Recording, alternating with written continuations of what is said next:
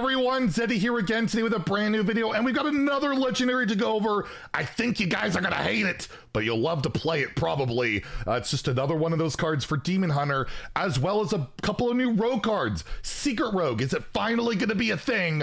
We'll find out. They got a pretty darn good secret, and a reminder that we have our giveaway going on. If you want to get these cards for free and golden, we're giving away 4 golden mini sets out of my pocket. All you have to do is like and comment on the video in the description below. We're celebrating 58,000 subs, and subscribe to the channel. And we're on the road to 60K, so every 1,000 subs we're doing another giveaway. So hit that sub button, make me go broke, and get a chance to win. Before we get into the cards though, I do want to give a quick shout out to the Hearthstone team. Matt London tweeted this out today. There's an AMA today at 4 o'clock, 5 o'clock Pacific time. If you want to ask the Hearthstone dev team some questions, Cora, Celestalon, Aleko Garrico, the balance dude, Chalky, are all in the design team, by the way, and John McIntyre, who's the Battlegrounds lead, will all be answering questions. So head on over there. Will link this tweet in the description below. If you want to ask some questions, we don't have Ixar's AMAs anymore. So if you want to get it in there, there's 5 people instead of 1. It takes 5 to replace Ixar. So check that out. I already asked my question. We'll see if they answered. I want to see if they'll make Brolazium a permanent mode. Anyways, let's take a look at the cards, and we'll start off with a sexy one. The Demon Hunter Legendary. We'll move my face so you can see it properly.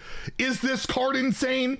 It's actually pretty good. We have Prosecutor, Meltrenix. They're doing the lawyer point, like the Ace Attorney thing. 4 mana, 2/6 demon, so you can copy it with a philosophy. You could cheat it out with a Raging Fell Screamer, or cheat it out with the Sigil, which is terrible because then you don't get the battle cry. Because yes, it's a 4 mana, 2/6 that has a battle cry. Your opponent can only play their left and rightmost cards on their next turn. So they can only play a card as long as it's on the left or right side of their card. So it's like the Outcast mechanic. You're forcing your opponent to utilize Outcast, or else they can't play cards.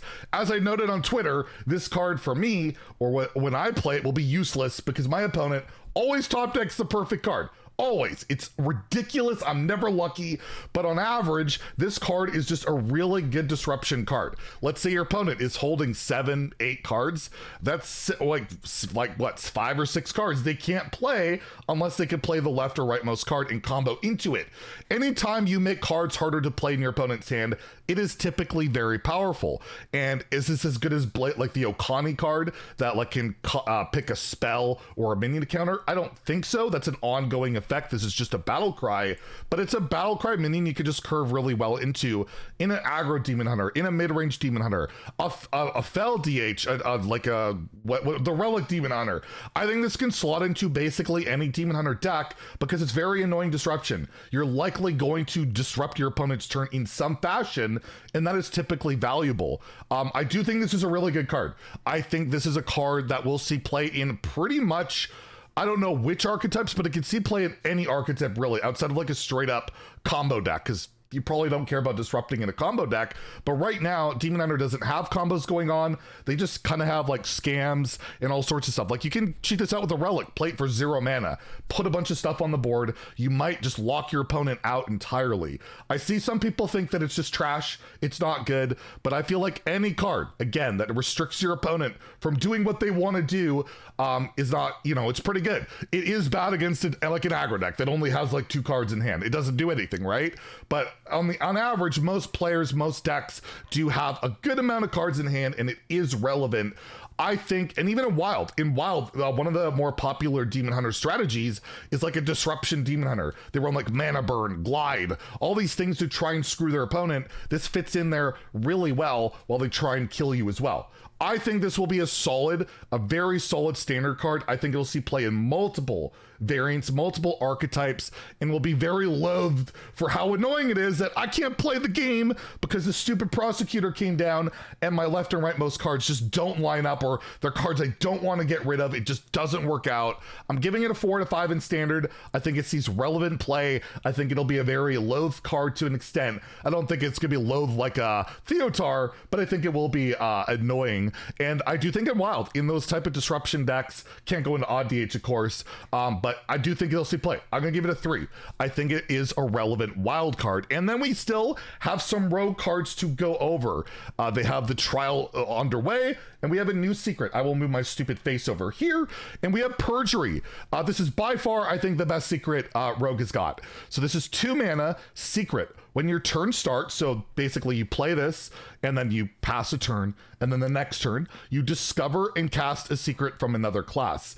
It's kind of like that 2 mana 2/2, right? The 2/2, you would just get to discover a secret from another class, and then you have to spend the mana to play it. Instead of getting a 2/2, though, you get to play nothing, but you get to cheat out the spell. You cast it. So if you hit a mage secret, that's pretty good. You know, that's your saving mana and all of that. And overall, I don't think this is going to put Secret Rogue over the top, but I do think it's good. But it is 2 mana do nothing, to be fair. When you play it, it doesn't do anything. And then if you discover the next secret is bad, like you just get like a garbage paladin one, a garbage rogue one, and like ice barrier from mage, you're probably gonna be pretty upset. But if you've seen the discovery options when you discover a secret from another class, it's typically pretty good. It's typically pretty good, and it can do some pretty good stuff. Secret Rogue is just not working, and I don't see Perjury doing it. And the other Rogue cards that Rogue are getting, we already know that, like Assassinate one, where you kill another minion. It's not putting it over the top. There's one other card we're gonna go over in a second. It's not putting it over the top. I do think it's a good secret to an extent, but again, it's 2 mana, do nothing. So overall, not gonna really sing the praises of the card. I think it's the best secret, although honestly 2 mana draw 2 is also pretty darn good. I'll give it a 2 in standard, 2 in Wild, just because like the secret stuff, I don't think it's going to be seeing play. I still don't think it puts it over the top. But I do think if Secret Rogue becomes a thing, this will be a very relevant card to those strategies. But as it stands right now, not so much. We've already gone over this card, so we don't need to go over it again. And then we have, again, gotta move my face. Their graphics are interesting here. We have Scribbling Stenographer. I don't know how to pronounce that. It is a 6 mana 4/4, but really a 0 mana 4/4. Rush costs 1 less for each card you've played this turn. So this is like a more balanced version of Wildpaw Knoll, because you can't just play it on turn 2 unless you play 6 cards on turn 2, which Rogue can do, don't get me wrong. But yeah, this goes into that Miracle archetype. They're giving it more support. It doesn't go face, but it's just another card that can become 0, can fight for board, and boost up your ghosts, boost up your Draca in a big pop-off turn. I think it's a good card in those decks. You know, to get it to be above average, you have to play 3 cards. A 3 mana 4/4 rush is above average. For Rogue, that's nothing. And to get it for free, obviously you have to spend 6 on it. I think it's a really good card. It will see play, I think, in those Miracle variants, because yeah, you can just combo into it. It's 0 mana pretty quickly. Those decks can just go off. And I'm not a huge fan of that archetype. If you know me, I don't love the non-interactive ghost. I don't like getting hit by a 20 attack weapon, and I can't interact with any of it, but it's an archetype they're keep on pushing, and I do think it'll be a relevant part of that deck, but only that deck. It's only for that Miracle deck. It doesn't really slot into anything else. Secret Rogue's not going to use it.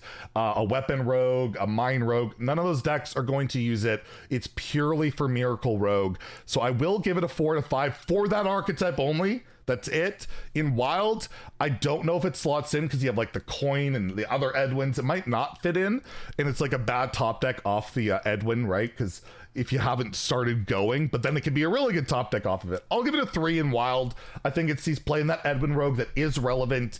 And yeah, Rogue stuff looking pretty spicy.